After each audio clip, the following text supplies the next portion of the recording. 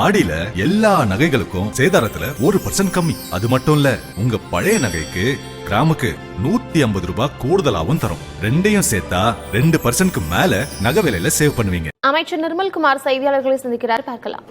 கண்டிப்பா அப்படிதான் இருக்கும்.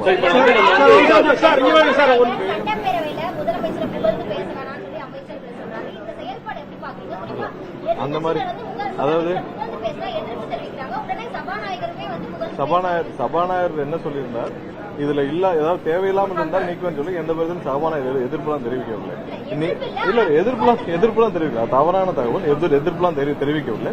அவர் ஏதாவது அவர்கள் ஆட்சேபிக்கும் கருத்துகள் இருந்தால் அதை நீக்கிறோம்னு சொல்லியிருக்காரு. அதுல எந்த ஆட்சேபிக்க வேண்டிய கருத்தும் இல்லையா.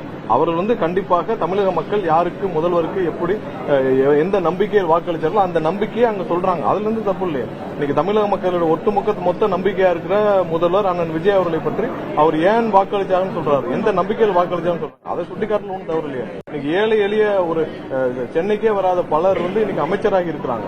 இன்னைக்கு ஒட்டுமொத்த எப்படி எம்ஜிஆர் காலத்துல கடைக்கோடி இருக்கிற தமிழகத்தில் இருக்க ஒருத்தரை கொண்டு ஒரே நாள்ல எம்எல்ஏ ஆக்கி மந்திரி ஆக்கி அனைவருக்கும் ஒரு பிரதிநிதித்துவம் கொடுத்திருப்பார். எம்ஜிஆர் காலத்தில் நடந்திருக்கும். அதுக்கடுத்து இன்னைக்கு தான் நடந்திருக்கு. யாருக்கும் எந்த நேரத்திலும் தகுதியான நபருக்கு எல்லா பிரதிநிதித்துவம் கொடுத்து யார் வேண்டாலும் எந்த இடத்துலயும் கொண்டு போக உட்கார வைக்கணும்னா அண்ணன் விஜயால முடியும்.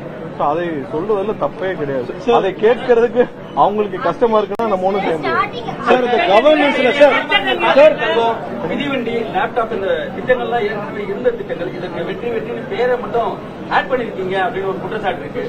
நிறைய பொதுவான பெயர்களில் நம்ம வைக்க வேண்டியது மட்டும் தான் நம்மளுடைய நோக்கம். ஏன்னா பொதுவான பெயர்களில் வைக்க வேண்டியது நிறைய இடத்துல அவங்களுடைய சொந்த பெயர்கள் அவங்களுடைய பெயர்களில் வைக்க வேண்டியதுலாம் இது மக்களுக்கு தேவையில்லாத குழப்பத்தை வரும். பொதுவான பெயர்களில் வைக்க வேண்டும். அதுல ஒரு சில செயல்வடைகளும் மாறி இருக்கும்.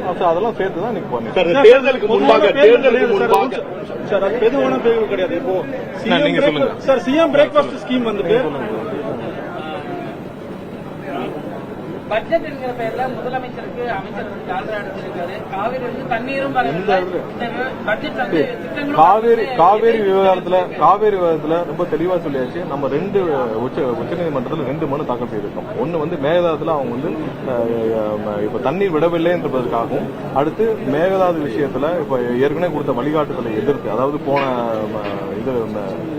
மத்திய நீர்வள துறை அவங்க சார்பாக காவிரி படுகையில் இருக்கிற எல்லாத்தையும் அவங்க அங்க வர்ற ப்ராஜெக்ட்ஸ் எல்லாம் நீங்க வேலிடேட் பண்றதுக்கான ஒரு வழிகாட்டுதல் கொடுங்க. அந்த வழிகாட்டுதலையும் நம்ம எதிர்த்து 2 மனு தாக்கல் செய்திருந்தோம்.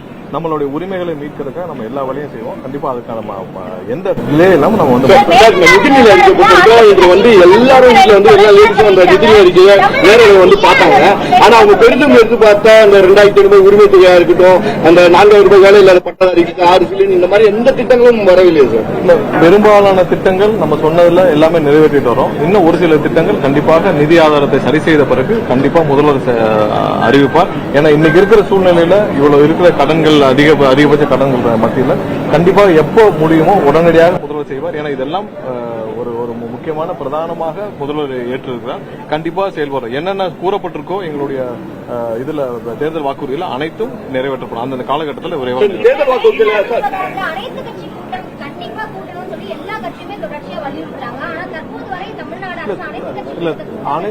தமிழ்நாட்டில் இருக்கிற அனைத்து கட்சிகளும் இப்ப எங்களோட இருக்க கூட்டணி கட்சிகள் எல்லாம் எங்களோட ஆலோசிச்சுட்டு நாங்க அவங்களோட சேர்ந்து பேசி முடிவெடுக்கல இருக்கிறோம். அதே நேரத்தில் இப்ப திமுகவோ அதிமுகவோ ஒரு நிலையில் இருக்காங்க. அவங்க அவங்களுடைய சொந்த நிலைப்பாடு இருக்காங்க. திமுக எந்த காலத்திலும் தமிழகத்துக்கு தண்ணி வந்துடக்கூடாது, எப்படியாவது முதல்வருக்கு விஜய் அவருக்கு பேர் கிடைச்சு விடக்கூடாதுன்னு திமுக செயல்பட்டு இருக்கு. அவங்களோட அலைண்டா இன்னைக்கு அதிமுக அவங்க என்ன சொல்ல நினைக்கிறாங்களோ அதை சொல்ல முடியாத விஷயத்துல அதிமுக மூலம் சொல்லிட்டு இருக்காங்க. இதற்கெல்லாம் நம்ம கூப்பிட்டு அவங்க வச்சுதான் பேசினால் எந்த முடிவும் எட்டப்படாது. அதனால யாரெல்லாம் ஆக்கப்பூர்வமாக தமிழக மக்களோடு இருக்காங்களோ, எங்களோட கூட்டணி கட்சிகளோட இருக்காங்களோ அவங்களோட நாங்கள் பேசி ஆலோசனை தான் முடிவுகள் எடுக்கப்பட்டு வந்து அதன் முடிவுகள் அடிப்படையில் தான் இப்ப ஏற்கனவே சட்டசபையில எல்லா கட்சியிலும் வச்சுதானே ஒரு மனதாக தீர்மானம் ஏற்படுத்தும். அவங்களை திருப்திப்படுத்துறதுக்காக திமுகவையும் அதிமுகவும் திருப்திப்படுத்துறதுக்காக நம்ம கூப்பிட்டுலாம் வந்து பேசிட்டு இருக்க முடியாது. அவர்களுக்கு அந்த எண்ணமும் கிடையாது. அவங்க தமிழக மக்களுடைய நலனில் அக்கறை இல்லாதவர்களுக்கு கூப்பிட்டு பேசி என்ன பிரயோஜனம்? தேர்தல் வாக்குறுதிக்காக நீங்க 7ஆம் தேதி வரையும் ஆய்வு பண்றோம்னு சொன்னீங்க. ஆய்வு நாளைக்கு வரையும் பண்றோம்னு சொன்னீங்க. அது என்ன நிலைமையில இருக்கு? இன்னைக்கு வெளியிடப்படும் சுமார் 1,60,000க்கும் மேற்பட்ட ரீஅசஸ்மெண்ட் வந்து முடிஞ்சிருக்கு. அதோடைய அதே அளவு தான் 0.7% தான் அந்த ரீஅசஸ்மெண்ட்ல மிஸ்மேட்ச் இருக்கு. இன்னைக்கு அது தகுந்த இப்பதான் அதை வெரிஃபை பண்ணி முடிச்சோம். சுமார் ஒரு 1,60,000க்கும் மேற்பட்ட ரீஅசஸ்மெண்ட் கம்ப்ளீட் ஆயிருக்கு. அதோடைய ரிசல்ட் வந்து இன்னைக்கு ஒரு 1 ஹவர்க்குள்ள வெளியிடுவாங்க. இப்ப அது அதிகமா கட்டிட்டாங்கன்னா அவங்களுக்கு ரீப்ளேஸ்மெண்ட் ஆகும் இல்ல. மிஸ்மேட்ச் வந்து நான் சொல்றதுக்குன்னா 1,60,000ல ஒரு 1,200 சம்திங் தான் வந்து மிஸ்மேட்ச். இது வந்து 0.07. அதுல மேக்ஸிமம் எப்படின்னா டோர் லாக். இப்போ ஒரு வீட்டுக்கு போறாங்க, டோர் லாக் ஆகுது, அவங்க ப்ரீவியஸ் இதை போறாங்க. மிஸ்மேட்ச்ங்கிறது நீங்க இவ்வளவு அதிகமான சொல்லுங்க. மிஸ்மேட்ச்ங்கிறது அந்த ரீடிங் எக்ஸாக்ட் ரீடிங்க்கு இதுக்கு மிஸ்மேட்ச். ஸோ இது எல்லா காலகட்டம் இப்போ டோர் லாக்னா அவங்க வந்து ப்ரீவியஸ் ரீடிங்கை போட்டு இந்த மாதிரி முடிக்கிறாங்க. ஸோ அந்த ரீடிங் தான் தவிர்த்து நீங்க இங்க சொல்லப்பட்ட மாதிரி பெரிய அளவுல அந்த மாதிரிலாம் பெரிய அளவுல எந்த தவறும் கிடையாது. நீங்க மிஸ்மேட்ச் இருக்கிறது 0.06 to 0.7% தான். அதோடைய இன்னைக்கு இதுவரைக்கும் பண்ணப்பட்ட அந்த மொத்தமாக பண்ணப்பட்ட ரீஅசஸ்மெண்டோட டீடைல்ஸ் 1,60,000 பிளஸ் இருக்கு. ஸோ அதை இன்னைக்கு வந்து வெளியிடுவாங்க. தேர்தல் வாக்குறுதி சார்.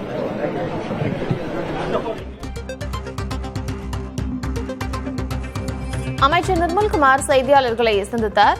மகளிர் உரிமை தொகை 2,500 உயர்த்தப்படுவது எப்போது என்ற கேள்விக்கு நிதி ஆதாரத்தை கருத்தில் கொண்டு நடவடிக்கை எடுக்கப்படும் என்று தெரிவித்திருக்கிறார்.